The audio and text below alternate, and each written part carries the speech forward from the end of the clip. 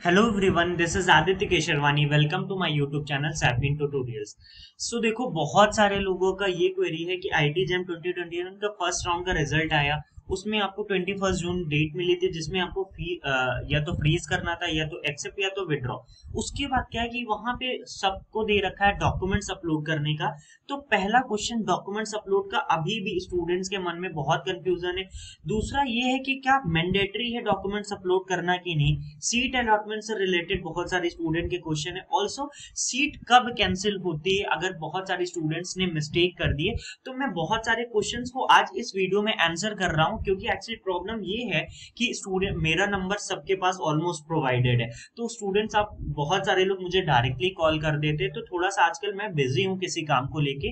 तो इस वजह से मैंने सोचा बहुत सारे क्वेश्चंस का आंसर आज इस वीडियो में आपको मिल जाएगा। तो प्लीज इट्स अ रिक्वेस्ट कि आप पहले एक बार वीडियो देख लेना। किसी को और कुछ डाउट हो तो तब मुझसे पूछना, अदरवाइज इस वीडियो में मैं कोशिश कर रहा हूँ कि सब एक एक क्वेश्चंस के आंसर दे दिए। तो सबसे पहली बात है कि कंफ्यूजन ऑन जो डॉक्यूमेंट्स अपलोड, क्या डॉक्यूमेंट्स अपलोड करना मैंडेटरी है कि नहीं। तो मैं खुद बता रहा हूँ आपको कि इससे रिलेटेड के लिए मैंने खुद आईएससी को एक मेल लिखा था। तो उनका क्या रिप्लाई, मैं आपको डायरेक्ट वो दिखाता हूँ, फिर और सारी चीजें डिस्कस करते हैं। सो मेल का रिप्लाई आया था कि dear candidates, if you found that your application status is giving option to upload documents, if you are sure that you had submitted all documents, then no need to worry, or kindly ensure that the declaration or undertaking is filled and tick mark is put against the missing documents. All the best। तो यहाँ पे आपने ये चीज read की। अब मैं आपको दिखाता हूँ दूसरा इसी से रिलेटेड, आपको जो इमेज है वो दिखाता हूँ, फिर मैं बताता हूँ क्या चीजें हैं यहाँ पे। तो आप यहाँ पे देख सकते हो, जब आप वहां पे डॉक्यूमेंट्स अपलोड सेक्शन में देख रहे होगे तो यहाँ पे क्या है, डू यू जब आपसे पूछा जा रहा है do you have all certificate, you are not allowed to submit the form with this option. तो आपको इस फॉर्म को इसको फॉर्म को सबमिट करके ही आपको प्रोसीड करना था। तो पहला ऑप्शन था I have all the required certificate including final year और सेमेस्टर मार्कशीट सर्टिफिकेट। तो आप यहाँ करो और डिक्लेरेशन में जाके एक्सेप्ट करके प्रोसीड कर जाओ।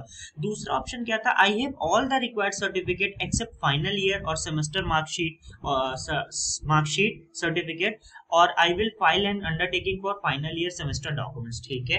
तीसरा ऑप्शन था I still do not have all the required certificate.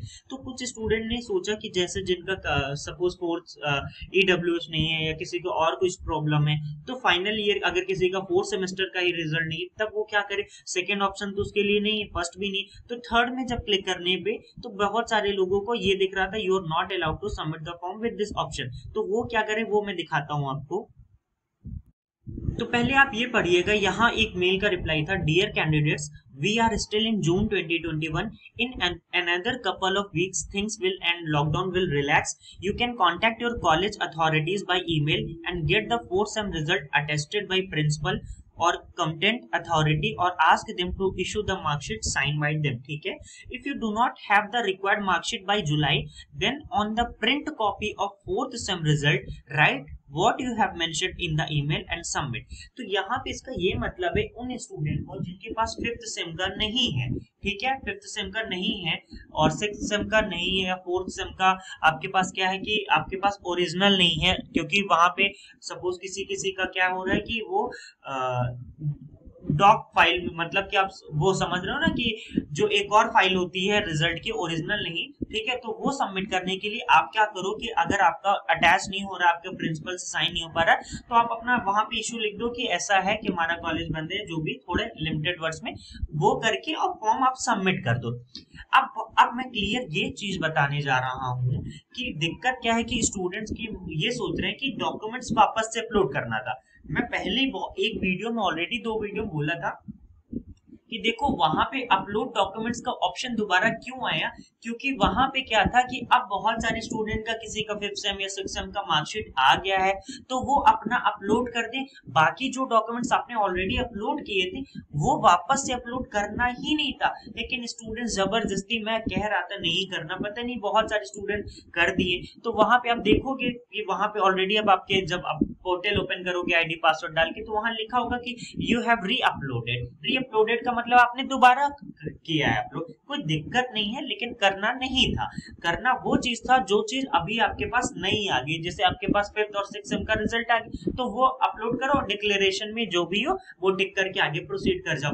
ठीक है, अभी क्या है कि जिन स्टूडेंट को सीट नहीं मिली है तो क्या उनको क्या करना था, तो उनको मैं कह रहा हूँ उनको कुछ भी नहीं करना है, उनको सिंपली क्या करना है, वेट करना है, सेकेंड राउंड में ऑटोमेटिकली चले जाएंगे वो। ठीक है, उनको कुछ नहीं करना था। और अगर उनको करना भी है तो वो अपलोड करना चाहे भी तो वो डॉक्यूमेंट अपलोड कर दें जो ऑलरेडी उन्होंने प्रीवियस जब काउंसलिंग टाइम पे प्रीवियस में नहीं अपलोड किया था, वो वाला डॉक्यूमेंट्स अपलोड कर दे। ठीक है, तो ये सारी चीजें थी।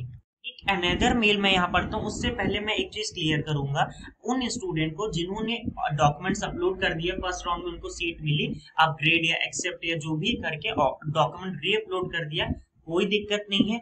और जिन्होंने नहीं किया, अभी जिनके पास पोर्टल में ऑप्शन है, जिनको फर्स्ट राउंड में नहीं मिला, उनको मैंने बोल दिया कि अगर आपके पास जो डॉक्यूमेंट्स प्रीवियसली अपलोड कर दिए थे वो दोबारा नहीं करो, अगर उसके अलावा आपके पास कोई है तो वो करके आगे कर जाओ, लेकिन नहीं है तो कोई टेंशन नहीं, आप छोड़ दो। ठीक है, अब उसके बाद क्या है कि उन स्टूडेंट को बता रहा हूँ जिन स्टूडेंट ने अभी तक डॉक्यूमेंट्स नहीं अपलोड किया और उन्होंने अपग्रेड या फ्रीज कर दिए, तो अभी भी आपको टेंशन लेने की बिल्कुल जरूरत नहीं है।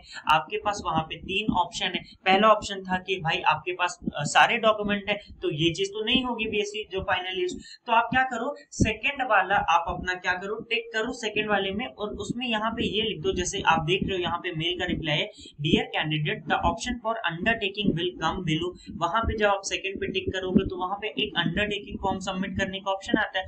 You will have to scroll down and check there should be tab where undertaking is put which you have to click and do it. You can write in the declaration that the EWS, जैसे किसी के पास और कोई document चूक गया हो, किसी के पास सपोज 4th सेम का भी मार्कशीट ना हो, तो वो क्या करे, सेकंड वाला ही डिक्लेरेशन चूज करे। वहां पे जब वो होगा क्या बोलते हैं अंडरटेकिंग फॉर्म, तो वहां पे इस चीज प्रॉब्लम को लिख दे कि 4th same marksheet not available, इतना लिख के वो डॉक्यूमेंट्स अपलोड करके आगे प्रोसीड कर जाएं। ठीक है, और यहाँ पे लिखा है you can write in the declaration that the किसी के पास ईडब्ल्यूएस सर्टिफिकेट, किसी का ओबीसी अगर नहीं बन पाया है जो भी कारण है, तो अभी आप वहां पे क्या कर सकते हो, अपना ये लिख के आगे प्रोसीड कर जाओ।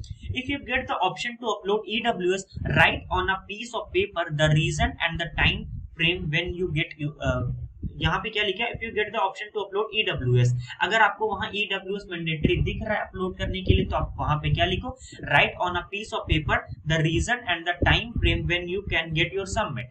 तो यहाँ पे आप अपना क्या करो, ईडब्ल्यूएस नहीं बन पाया तो एक पेपर में लिखो किस वजह से नहीं मिल पाए, कब तक आप सबमिट कर दोगे, ये लिख दो। ठीक है, अब मैं आपको बताता हूँ कि सीट कब कैंसिल करता है आईआईटी में। ऐसा क्या है कि आपने सपोज को डॉक्यूमेंट किसी ने गलत भर दिया है, कुछ भी हो गया, ठीक है, तो सीट कब कैंसिल होती है, ये बहुत इंपॉर्टेंट पार्ट है, ये जरूर ध्यान से सुनो।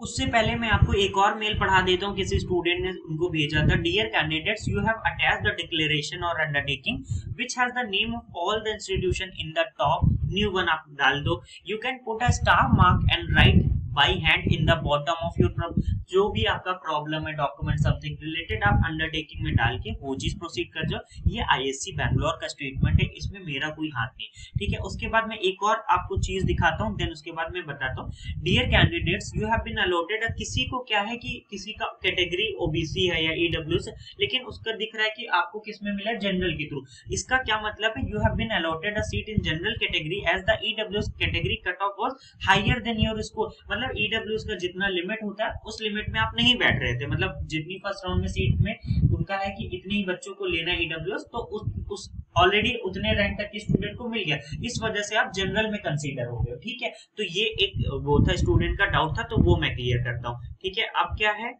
हाँ, तो अब मैं बात करता हूँ कि सीट कब कैंसिल होती है। देखो उससे पहले ये चीज है कि देखो यहाँ पे हो क्या रहा है, जितनी भी काउंसिल प्रोसीजर अगर आपने कुछ मिस्टेक कर दी है तो ऐसे में आपका सीट नहीं कैंसिल होगा, क्योंकि जो आईआईटी का प्रोसीजर उसमें ये है कि अभी सपोज आपने फर्स्ट राउंड पे एक्सेप्ट एंड फ्रीज कर लिया, ठीक है, तो जो भी आपकी आईआईटी अलॉटेड हो चुकी है, अब वो आईआईटी क्या करेगी, आपका एक ऑनलाइन डॉक्यूमेंट वेरिफिकेशन होता है जिसमें आपको जो भी रिस्पेक्टिव आईआईटी मिली है उसमें आपको क्या करना होता है, उस आईआईटी को अपना 10th का 12th का अपना बीएससी का जो सारी चीजें होती वो सब उनको सबमिट करना पड़ता है। वो कब होता है, सपोज आपको फर्स्ट राउंड में मिला, ठीक है, तो उसके बाद क्या होगा, आपने एक्सेप्टेंस रीज कर लिया, उसके बाद कुछ टाइम बाद आपको क्या होगा, या तो कॉल आता है या मेल आता है, ठीक है।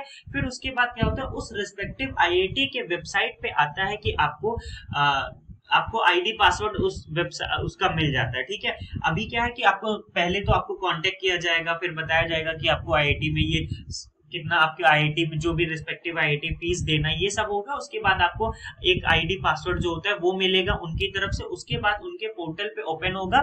फिर वहां पे इन सब में काफी टाइम लगता है। सीट अलॉटमेंट के बाद मैं बता दूं 20 से 25 दिन बाद, या ऑलमोस्ट 20-25 दिन मान के चलो, ऑनलाइन डॉक्यूमेंट वेरिफिकेशन होगा, ठीक है। तो इस तरीके से चीजें होंगी, ठीक है। अब और क्या डाउट है, हाँ, कि सीट कब कैंसिल होती है। तो देखो, सीट तभी कैंसिल होगी जब आपने क्या है कि सपोज कुछ मिस कर दिया है, कुछ गलती कर दी, तो सीट नहीं कैंसिल होगी।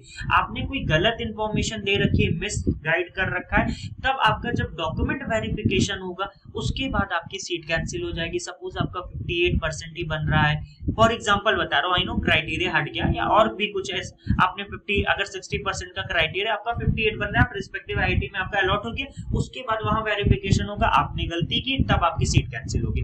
इस तरीके से सीट कैंसिल नहीं होती। कुछ स्टूडेंट ने और भी गलतियां कर दी हैं, तो ठीक है, आप एक बार आईएससी को इन्फॉर्म कर दो ये सारी चीजें, और ऐसे जनरली सीट कैंसिल नहीं होती। डॉक्यूमेंट्स अप्रोच से रिलेटेड आई थिंक आप सारे डाउट्स मैंने क्लियर कर रखे। किसी को और कोई अपना डाउट होगा तो वो क्या करना, कमेंट सेक्शन में बताना। उसके बाद मैं फिर से सोच रहा हूँ कि एक लाइव सेशन ले लूंगा जिसमें फिर से मैं आप सबके डाउट्स क्या क्लियर कर दूंगा, ठीक है। चलो, इतना मैं काफी देर से बोल लिया, मैं अभी थक गया हूँ। वैसे मैं आपको एक चीज बताता हूँ, आप लोग जब भी डायरेक्टली मुझे कॉल कर देते हो, इट्स अ प्रॉब्लम आप भी, क्योंकि मैं आपके लिए काम कर रहा हूँ, ठीक है, लेकिन मेरे पास सीरियसली बहुत सारे काम है, मुझे खुद का पढ़ना है, खुद का कॉलेजेस के एग्जाम्स है, तो काफी कुछ प्रेशर है। तो मैं सबसे एक रिक्वेस्ट यही करूंगा कि मैं ऑलरेडी बहुत कुछ बताया हूँ, आप प्रीवियस वीडियो मेरा देख लिया करो, आपको वहां से मिल जाए। जब आपको अर्जेंट लगे, या आप हमारा टेलीग्राम ग्रुप है, व्हाट्सएप ग्रुप है, आप वहां डिस्कस कर लो। बहुत सारे स्टूडेंट को पता है, जब आपको लगे कि नहीं, आप कोई नहीं हेल्प कर रहा है, तब आप मुझे कॉल या मैसेज करो, ठीक है। इतना आप लोग थोड़ा सा कोऑपरेट मेरे साथ कर दो, क्योंकि आजकल बहुत कॉल्स आ रहे हैं, और मेरा ये नेचर है कि मैं सबके कॉल्स रिसीव कर लेता हूँ, सबके मैसेजेस का रिप्लाई भी करता हूँ। तो आप लोग थोड़ा सा ये चीज देख लो, ठीक है। बाकी किसी को कोई डाउट होगा तो आपको डिस्क्रिप्शन में व्हाट्सएप और टेलीग्राम ग्रुप का लिंक मिल जाएगा। ऑल्सो मैं एक चीज लास्ट में ये भी कहूंगा, जो स्टूडेंट अभी तक ट्विटर पे नहीं है, वो ट्विटर पे जरूर अकाउंट बनाए, चाहे जो हो जाए। आपको हमारा ट्विटर पे अकाउंट बनाओ और हमें जरूर फॉलो कर लो, क्योंकि आगे चल के हम कभी कुछ कैंपेन करेंगे तो उसमें आपका सपोर्ट चाहिए, जिसमें हमें चाहिए कि हमारे फॉलोवर्स होंगे, तभी हम कैंपेन को अच्छे से ट्रेंड करा पाएंगे। तो जो स्टूडेंट ट्विटर पे नहीं, इट्स माय रिक्वेस्ट, प्लीज मेरे साइड से रिक्वेस्ट है, ट्विटर पे अकाउंट बना लो। आपका अकाउंट बनाने में क्या ही जाता है। So thank you so much for watching the video.